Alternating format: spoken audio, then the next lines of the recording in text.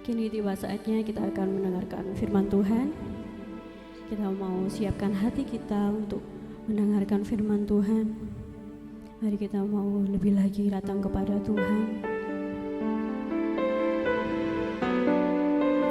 Kita punya Allah yang dahsyat, kita punya Allah yang baik, Allah yang tidak pernah meninggalkan kita. Haleluya Yesus.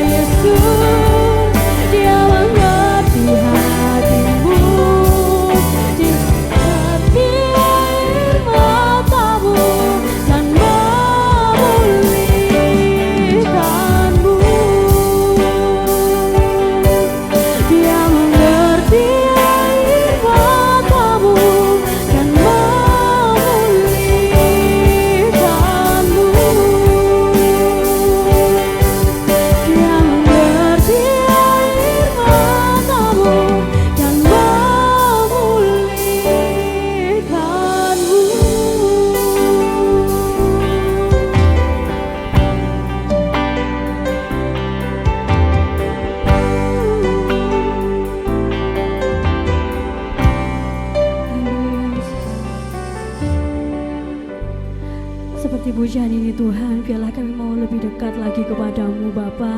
Kami mau terus Tuhan dekat kepadamu, biarlah Tuhan Kau yang terus tuntun kami Bapa dalam setiap kehidupan kami Bapa. Jika sebentar lagi Tuhan kami akan mendengarkan sebagian dari firman-Mu, Kau siapkan Tuhan hati kami Tuhan, bicaralah Tuhan kepada kami masing-masing. Apapun yang Kau beritakan Tuhan, semuanya itu biarlah untuk kebaikan kami Bapa.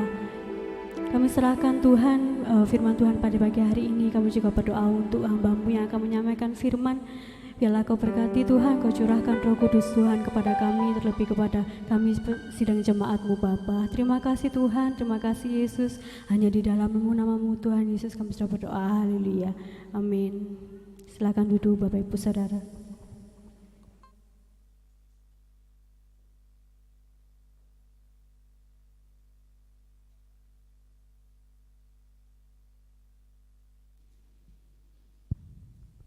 Shalom Bapak Ibu, puji nama Tuhan.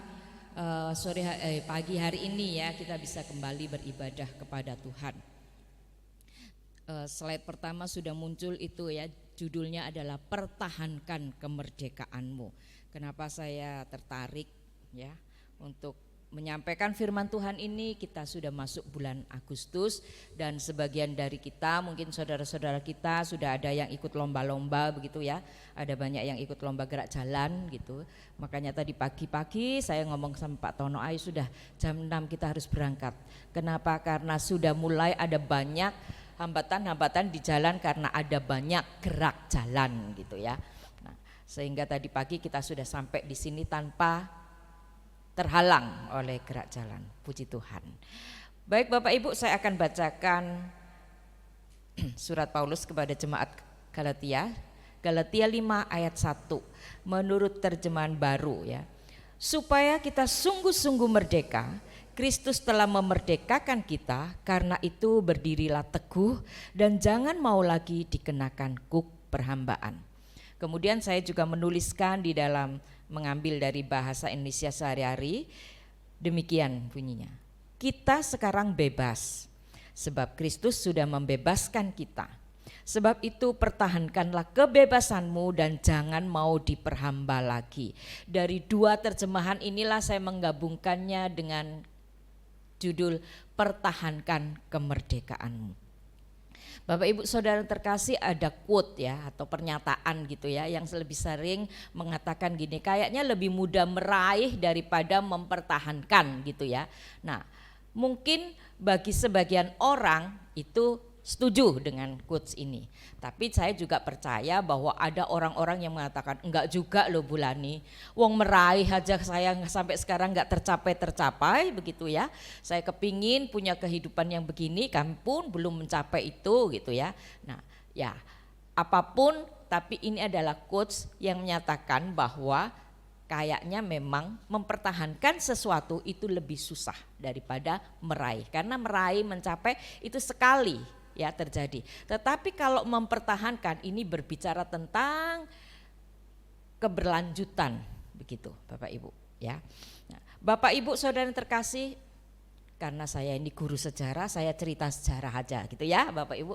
Ketika tanggal 17 Agustus 1945 itu ada peristiwa besar, revolusi besar di Indonesia ini, yaitu ketika Soekarno didampingi Hatta dan beberapa Bapak Ibu lainnya menyatakan begini, proklamasi kami bangsa Indonesia dengan ini menyatakan bla bla bla bla bla bla.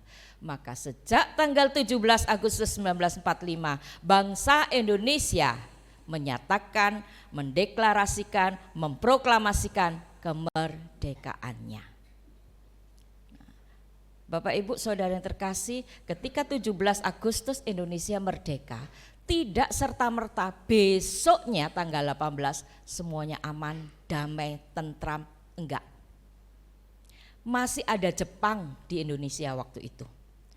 Jepang kalah dalam Perang Dunia Kedua, maka kesepakatannya antara golongan poros dengan golongan sekutu mengatakan sekutu harus hadir ke Indonesia, diwakili oleh Inggris.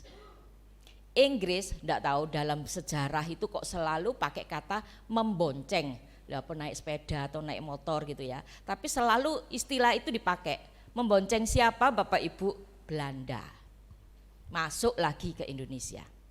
Tujuannya apa? Sebenarnya itu urusannya sekutu dengan Jepang. Hanya mengatakan Jepang kamu kalah, jajahanmu kami ambil alih, gitu aja. Tapi Inggris buat kesepakatan dengan Belanda, kamu masuk lagi ya ke Indonesia, kamu jajah lagi ya, gitu. Ada civil agreement. Jadi ada Jepang, Inggris dan Belanda. Jadi ketika kemerdekaan itu diproklamasikan, tidak semua serta-merta aman, tentram dan damai. Dan bagi yang kalau ada yang kelas 12 di sini, ini materi saat ini gitu ya, perjuangan mempertahankan kemerdekaan. Ada banyak pertempuran di tahun 1945 sampai tahun 1950.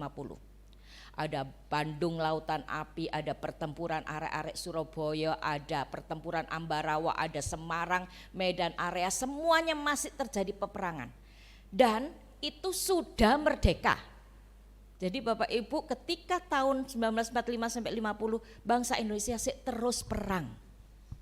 Kenapa? Mempertahankan kemerdekaannya. Ngapain sih Bulani kok cerita kayak gitu ya. Bapak Ibu, ketika Tuhan Yesus di dalam Yohanes 19 ayat 30 mengatakan, sudah selesai.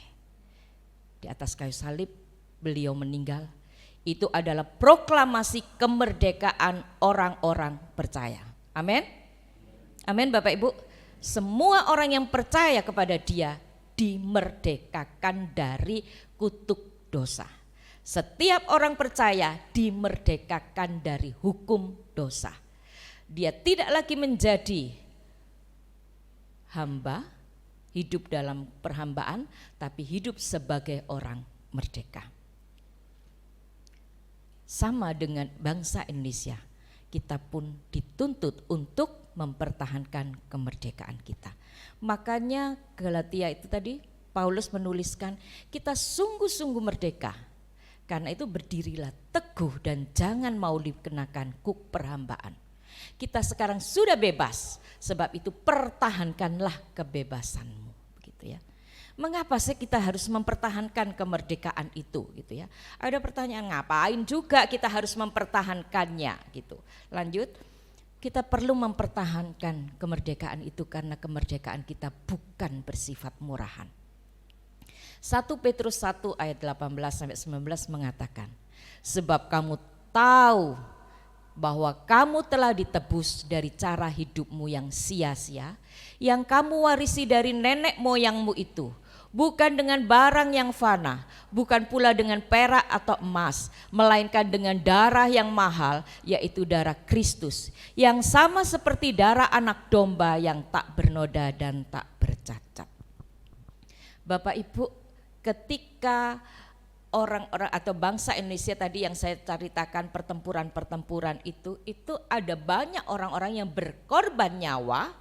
Satu contoh saja, ketika pertempuran Bandung itu ada satu tokoh Muhammad Toha yang merelakan diri untuk meledakkan gudang mesiu di Bandung Selatan supaya apa? Bandung tidak dikuasai oleh sekutu. Dan penebus kita jauh lebih dari tokoh nasional ini. Tuhan Yesus itu menyediakan dirinya. Kalau Muhammad Toha mungkin blur langsung mati gitu ya, tapi dia harus mengalami penyiksaan lebih dulu. Sepanjang Via Dolorosa dia harus angkat kayu salib, dia harus dipecuti, dia harus diludahi, dia harus dihina, dimaki dan disayat-sayat seperti itu, dan sampai pada akhirnya penderitaan itu dia menyerahkan dirinya. Darah yang mahal itulah yang menebus saya dan saudara. Kalau kita memahami, kita menyadari bahwa saya ini ditebus dengan darah Kristus yang mahal, lalu kita tidak pernah bisa mengucap syukur dengan mempertahankan kemerdekaan itu dengan baik, kok kebacut gitu ya. Kok gimana gitu rasanya ya. Saya pikir begini Bapak Ibu, saya percaya Bapak Ibu atau teman-teman atau anak-anak muda itu ada kalanya ya, kita itu pengen sesekali sesuatu gitu ya, barang begitu ya. Ya saya berikan contoh aja anak saya, kalau dia punya keinginan gitu ya, dia akan nabung, berjuang begitu untuk mendapatkan itu. Dan kalau itu sudah mendapatkan ya, didapatkan, dia akan berusaha untuk ngeman-ngeman gitu ya, jangan sampai aduh kena noda sedikit dibersihkan begitu. Nah, kalau punya pemahaman seperti itu Bapak Ibu, kita bisa menghargai betapa saya dan saudara ini dibuat berharga di hadapan Tuhan. Amin. Sehingga dia rela, Bapa menyerahkan putra tunggalnya dan sang putra tunggal itu rela menyerahkan dirinya untuk di kayu salib seperti itu. Kesadaran bahwa kemerdekaan kita tidak murahan itu membuat kita berjuang untuk mempertahankan kemerdekaan rohani kita. Amin. Yang kedua, mengapa kita harus terus mempertahankan kemerdekaan rohani kita? Karena perjalanan iman kita ini masih terus berlangsung. Awalnya saya menuliskan karena perjalanan iman kita ini masih panjang. Lalu saya mikir, panjang itu sak piro? Kita nggak pernah tahu. Perjalanan iman saya dan Bapak Ibu berbeda. Maka saya ganti karena perjalanan iman kita masih terus berlangsung. 1 Petrus 5 ayat 8 mengatakan, sadarlah dan berjaga-jagalah.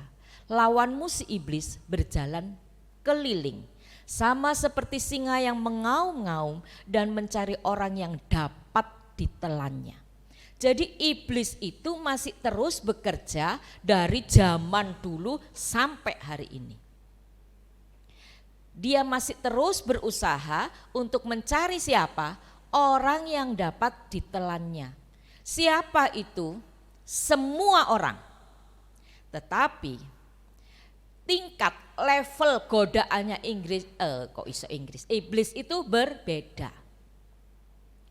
Kepada orang-orang yang lemah imannya, kepada orang-orang yang levelnya mungkin masih rendah, iblis gak akan mengeluarkan senjata pamungkasnya. Tapi iblis akan terus berjuang keras kepada siapa? Orang-orang yang level imannya itu sudah tingkat, kalau ngomong tingkat dewa itu ya kok banget ya, sudah up gitu ya. Karena iblis akan terus berjuang keras mengalahkan itu. Nah Bapak Ibu, perjalanan iman kita ini masih terus berlangsung. Kita tidak tahu bagaimana ke depannya kita ini. Tetapi kalau kita punya kesadaran bahwa oh iya, perjalanan iman saya ini tidak mulus-mulus saja. Perjalanan iman saya ini tidak seperti jalan tol yang kemudian aman-aman saja gitu.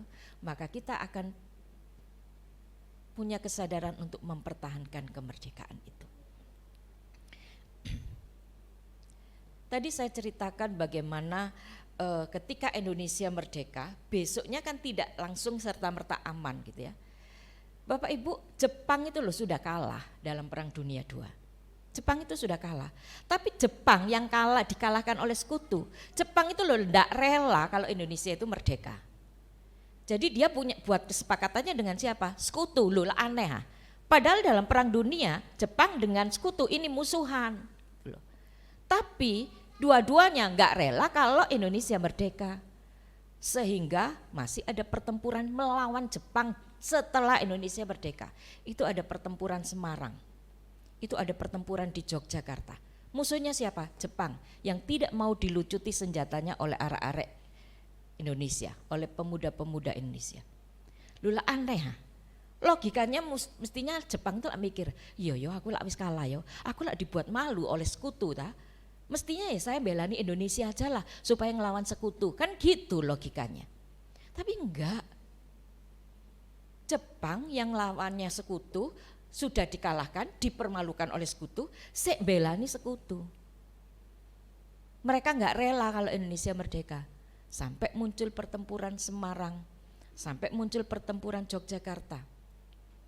Bapak Ibu, iblis, ya saya enggak nyamakan Jepang dengan iblis ya, tapi ini ilustrasinya itu mirip begitu. Ketika Anda dan saya sudah diproklamasikan menjadi orang-orang merdeka, iblis tidak tinggal diam. Petrus mengatakan itu, sadarlah dan berjaga-jagalah. Lawanmu si iblis berjalan keliling, sama seperti singa yang mengaum-ngaum dan mencari orang yang dapat ditelannya. Oh tenang Bulani, saya tidak takut iblis, saya tidak takut setan. Iya Bapak Ibu, saya percaya ada orang-orang yang kalau misalkan diketoi setan, diketok hantu enggak takut. Itu saya percaya ada orang-orang seperti itu. Ya, gitu. Pak Pritono ini balik kok dulu waktu di Tengger digangguin, dia juga bilang kok ayo kuat-kuatan delok film gitu ya. Jadi waktu itu lihat film seri Hunter, ditungguin sama hantunya, dia nggak takut. Podo nonton wis, ayo pokok nggak ganggu aku katanya gitu ceritanya. Anak saya Jerry itu nggak takut, dia tahu gitu. Di situ tadi Luma ada orang besar matanya merah. Loh kamu kok gak ngusir Jer, kok gak mbok tengking? Ya itu yang ngomongannya Jerry, gak apa-apa kuat-kuatan aku ngegame deh ngeliatno aku gitu. Gak takut.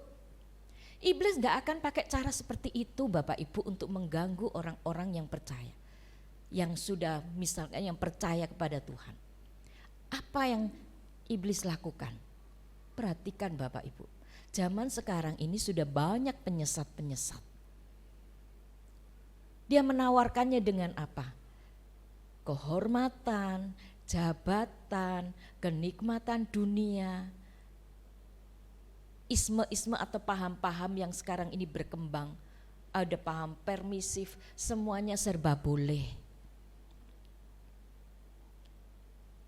Seringkali saya akan cerita kalau saya itu suka film dan saya sering kali mendapati ada unsur-unsur di film-film itu yang sudah tidak lagi berdasarkan kebenaran firman Tuhan, termasuk drakor. Makanya kepada murid-murid saya katakan hati-hati kalau kamu lihat drakor, kalau kamu sekedar lihat ceritanya, romantismenya, tapi di situ ada ajaran-ajaran yang nggak benar. Kehidupan seks bebas, kalau bisa katakan kumpul kebo, LGBT itu sudah umum di film-film itu. Itu untuk anak-anak muda. Narkoba, ya. Kemudian sekarang ini kalau di kalangan anak-anak muda ada FOMO, YOLO, nah itu apa-apa itu nanti itu biar diceritakan Pak Britono.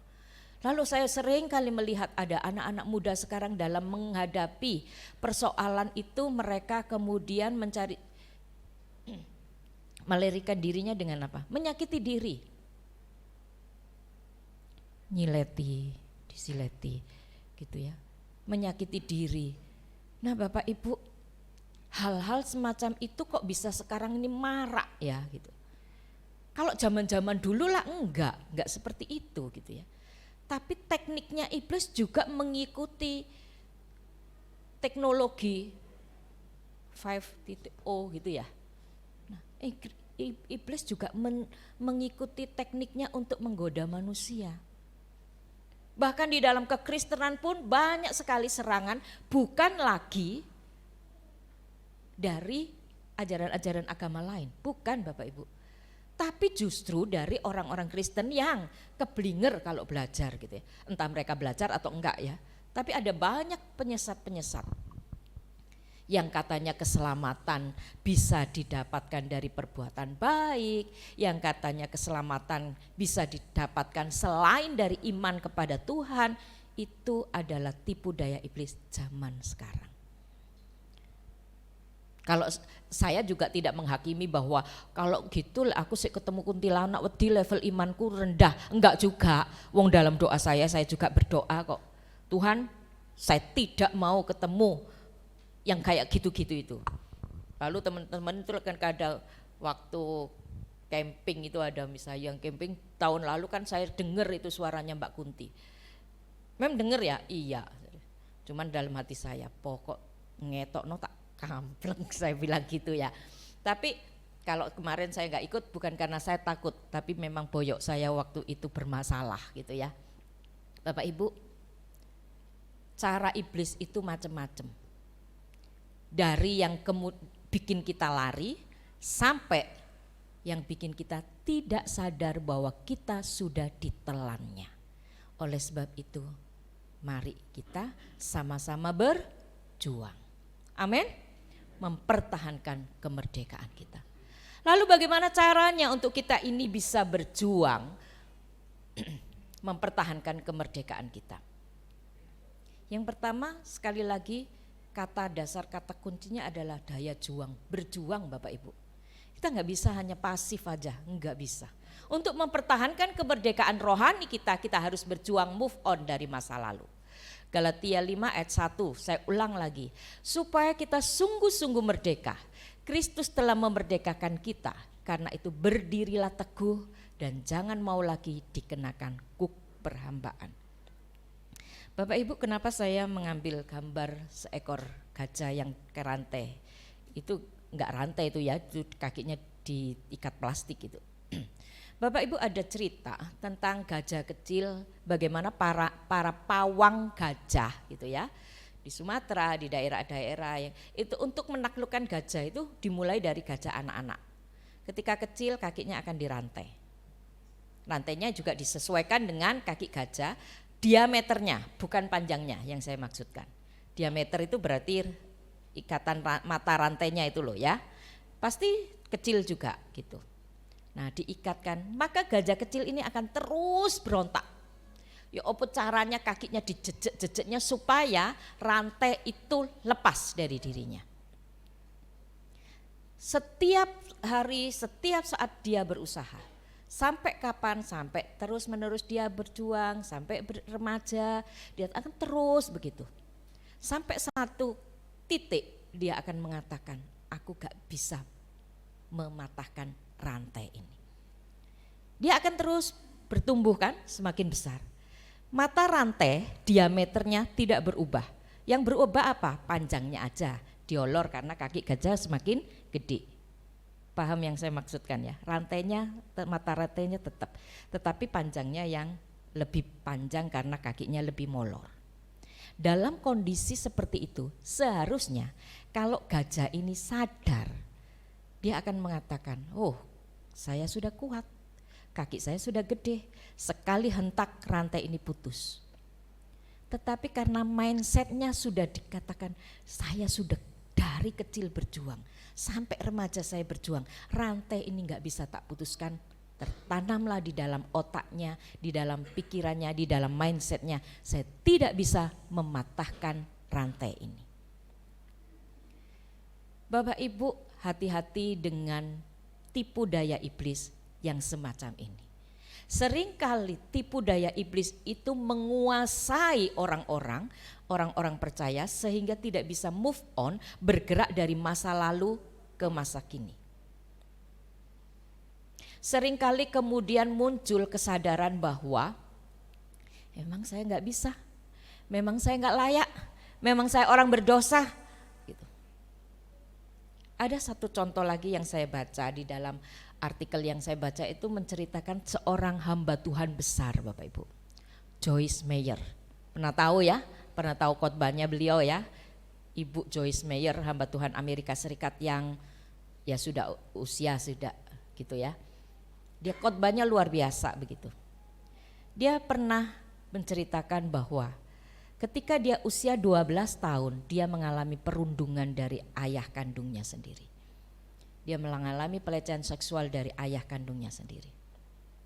Ketika itu dia mulai diliputi trauma, dia merasa marah, kecewa dengan dunia ini gitu ya. Intinya dia stres berat, depresi begitu. Sampai dia remaja. Ya Tuhan mengasihi dia. Ketika usia 25 dia bangkit, dia cuma dihadapkan pilihan. Saya mengakhiri hidup atau bangkit meninggalkan masa lalu. Dan dia memilih bangkit dari masa lalu, dia meresponi panggilan Tuhan, dia menjadi hamba Tuhan. Dia bisa saja sebenarnya mengakhiri kehidupannya karena merasa gak layak gitu ya. Kalau iblis mengatakan, alah kamu begini gitu ya, kamu gak layak gitu ya, dia bisa mengakhiri hidupnya. Tapi puji Tuhan dia dalam kesaksiannya dia mengatakan, saya memilih bangkit ketimbang saya mengakhiri hidup. Bapak Ibu perlu memiliki kesadaran bahwa kita adalah orang-orang merdeka. Masukkan di dalam mindset kita bahwa saya tidak sama lagi dengan dulu. Amin. Saya tidak lagi orang-orang yang zaman dahulu. Iya, mungkin saya dulu brengsek. Iya, mungkin saya dulu adalah hal begini. Iya, saya dulu tidak melakukan yang benar sesuai kebenaran firman Tuhan. Itu dulu. Tetapi ketika saya meresponi panggilan Tuhan, ketika saya tahu bahwa saya sudah dimerdekakan oleh Tuhan, ini waktunya saya move on. Ini waktunya saya meninggalkan masa lalu saya. Ini waktunya saya bangkit dengan mengatakan, aku orang merdeka. Tidak seperti gajah itu, yang sampai dewasa dia tidak punya kemampuan untuk lepas dari kuk perhambaan itu. Dan dampaknya apa Bapak Ibu ketika kalau seperti gajah itu? Dia nurut loh sama manusia yang lebih kecil badannya. Andai ya, misalkan para pawang itu ya, gitu, gajahnya puegel gitu ya. Dia nyadari bahwa wong pawangku ini loh lebih kecil dari aku. Tak seruduk, apa tak pepet gitu ya, apa tak tibani awakku gitu, ya meletet toh manusianya. Kan lebih kecil gitu ya. Tapi karena gak sadar bahwa dia lebih kuat, dia lebih gede, maka dia nurut dengan pawang itu tadi. Demikian juga ketika kita tidak memiliki kesadaran Bapak Ibu.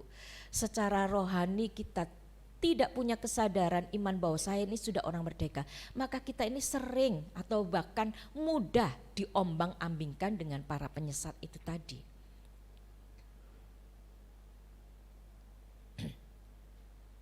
Saya tidak membahas yang apa masalah perpuluhan itu karena itu masalah sensi. Saya berulang kali katakan kalau sudah masalah perpuluhan itu masalah hati. Bapak Ibu mau memberikan silahkan, kalau enggak mau ya enggak apa-apa juga gitu ya. Karena gereja ini juga tidak pernah memberikan kalau tidak bayar perpuluhan tidak diselamatkan. Kan enggak pernah ada pengajaran seperti itu gitu ya. Nah, tapi itu kan yang terus dibahas. Tapi yang sering kali saya ingin sampaikan, tidak pernah ada keselamatan lain di dalam iman kepada Tuhan Yesus. Amin. Jangan sampai pernah itu dibengkokkan dari kehidupan kita. Gak ada. Kalau kita berbuat baik, kalau kita berjuang, lu katanya suruh berjuang, kan ada perbuatan kita juga. Iya, tapi itu untuk menunjukkan bahwa saya ini sudah orang merdeka. Bukan saya melakukan perbuatan baik supaya saya dimerdekakan. Bukan. Tapi karena saya orang merdeka, saya harus hidup benar sebagai orang merdeka. Yang kedua, bagaimana kita bisa mempertahankan kemerdekaan kita? Konsisten dan kontinu hidup benar. Galatia 5 ayat 7-9 saya bacakan. Dahulu kamu berlomba dengan baik. Siapakah yang menghalang-halangi kamu sehingga kamu tidak menuruti kebenaran lagi? Ajakan untuk tidak menurutinya lagi bukan datang dari Dia yang memanggil kamu. Sedikit lagi sudah menghamirkan seluruh adonan.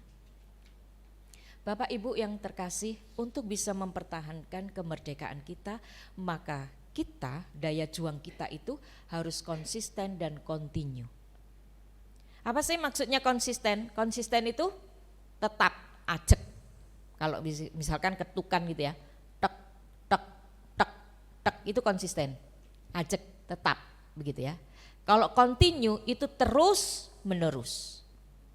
Saya berikan gambaran ilustrasi itu pelari, atlet pelari. Bapak Ibu, ada quote yang mengatakan begini, bukan langkah pertama yang menentukan, tetapi langkah terakhir. Seorang atlet pelari disebut pemenang kalau apa? Melewati garis finish yang pertama. Betul ya? Bukan ancang-ancangnya yang bagus yang mana, itu yang menang. Bukan. Tetapi ketika dia lari di tracknya itu, di jalannya itu dengan konsisten, kontinu yang terus menerus, sampai dia masuk ke garis finish. Itulah pemenang.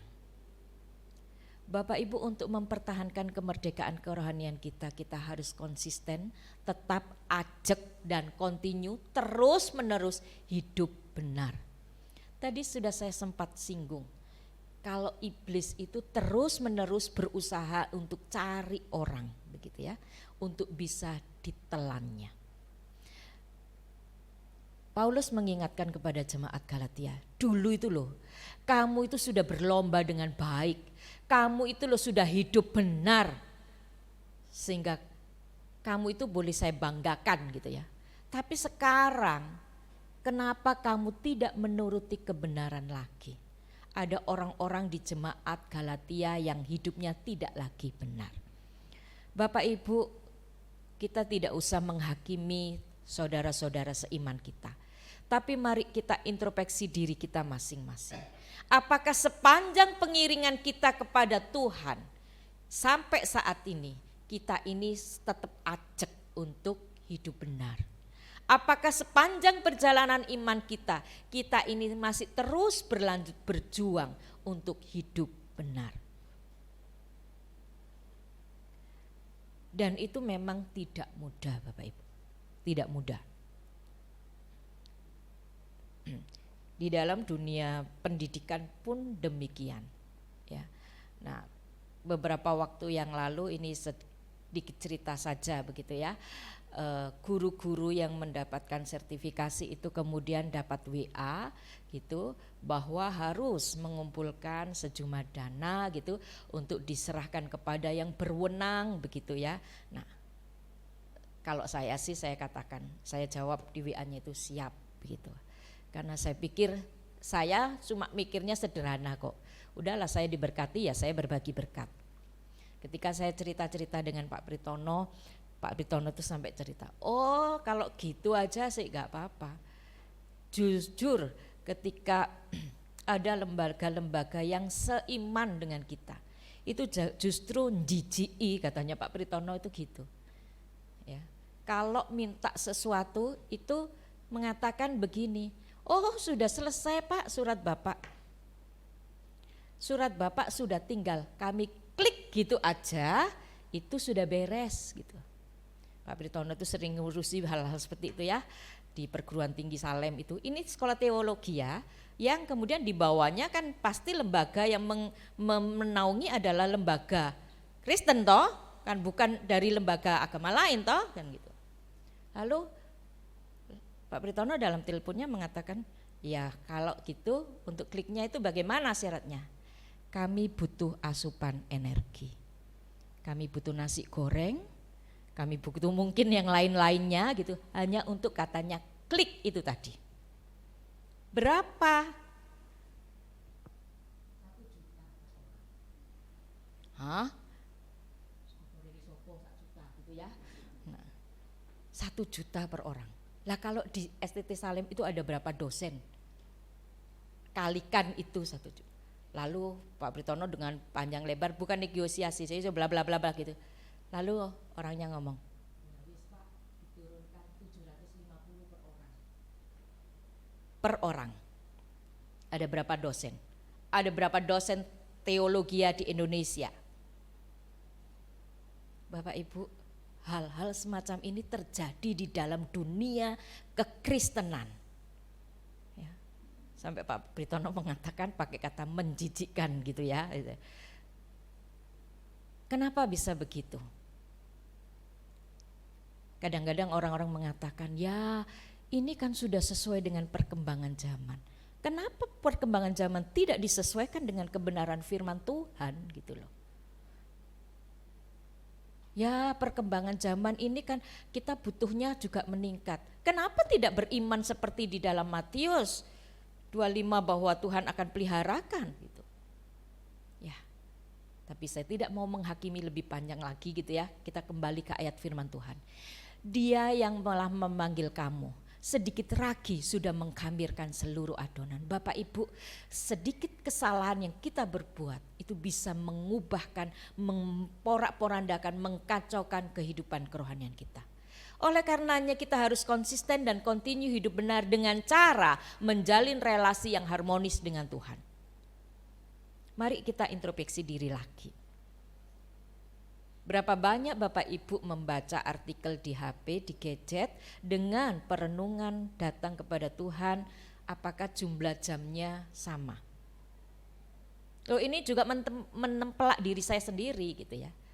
Ketika saya sadar, iya ya, jam saya untuk melihat gadget, baca artikel, ngurusi pekerjaan saya dengan memberikan waktu kepada Tuhan bersaat teduh itu tidak sebanding. Tapi saya punya kesadaran itu dan saya upayakan. Jalin relasi yang harmonis dengan Tuhan melalui doa Bapak Ibu, melalui saat teduh, ya, melalui pembacaan firman Tuhan. Itu penting Bapak Ibu. Tadi malam sekolah kami ada Pray for Our Children. Dan kami bersyukur ya, kita bersyukur setiap bulan minggu kedua seperti saat ini kita berdoa untuk anak-anak kita. Itu penting. Saya lihat di Reels ya, ada tayangan yang menyatakan bahwa, menggambarkan bahwa iblis itu cukup sulit, mengalami kesulitan mengganggu kehidupan anak-anak yang anak-anak itu didoakan oleh orang tuanya.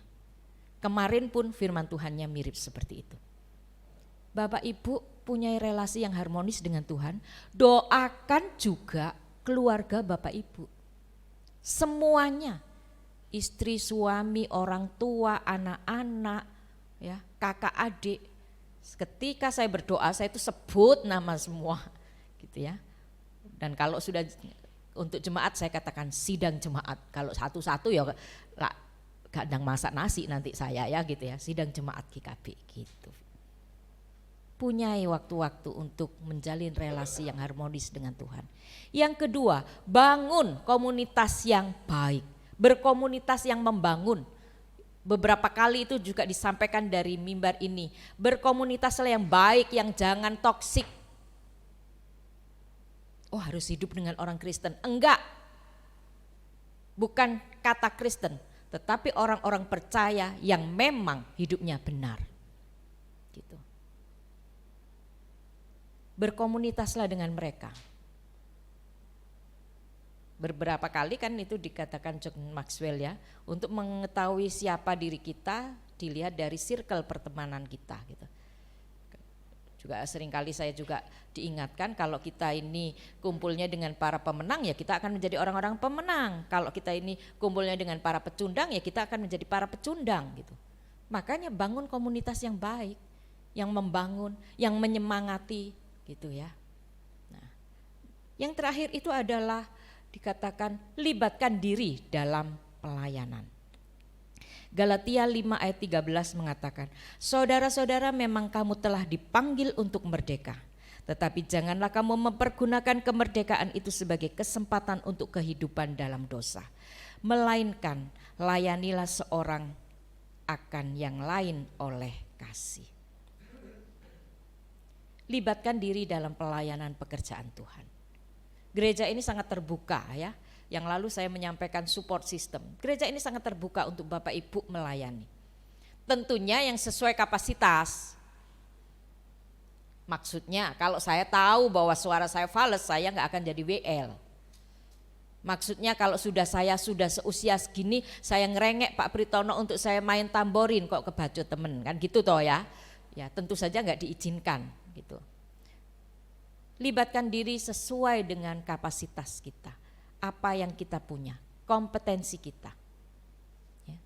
Saya kayaknya gak bisa apa-apa, gak mungkin, Tuhan pasti kasih kok. Setidaknya doa, ibadah, doa malam Bapak Ibu. Jadi dengan menjalin relasi yang harmonis dengan Tuhan, berkomunitas yang membangun, melibatkan diri dalam pelayanan, itu upaya kita untuk kita terus, tetap dan terus menerus hidup benar. Amin. Amin Bapak Ibu. Pada akhirnya saya ingin mengakhiri dengan silakan tim musik. Merdeka atau mati. Semboyan yang sama untuk terus kita kumandangkan. Mempertahankan kemerdekaan rohani, kita bakal mendapatkan hidup kekal. Melepaskan kemerdekaan rohani berujung pada kematian fatal. Kiranya Tuhan memberkati kita.